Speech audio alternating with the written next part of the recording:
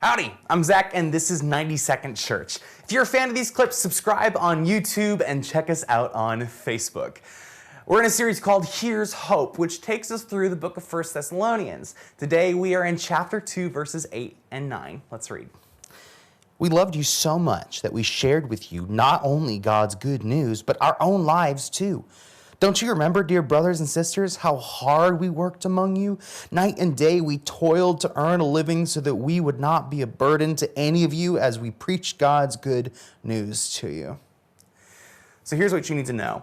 During this time, there were traveling philosophers who taught in exchange for financial support. They would go to a place until the funds dried up, and then they would move on out. In other words, they were bang beat, bell ringing, big haul, great go, necker thump, rip roaring every time a bullseye philosopher. Yes, sir. Yes, sir. Paul emphasizes this in his letter, that he was not one of these philosophers for two reasons. The first is that the philosophy he was peddling brought life transformation and hope.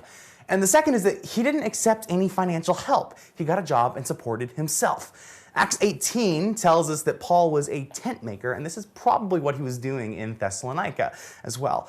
When he says that he worked night and day, he's not just being dramatic. Those were likely his business hours. But yet, he was on mission. How then did he have the time for all these different things? Well, I'll tell you, he didn't treat them as separate things. For Paul, your social life and your work life and your church life, they're all just life.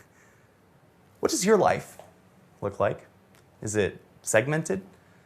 Do you change who you are from segment to segment? What would it take for you to begin decompartmentalizing your life and to genuinely be the person God has made you to be? Think about it.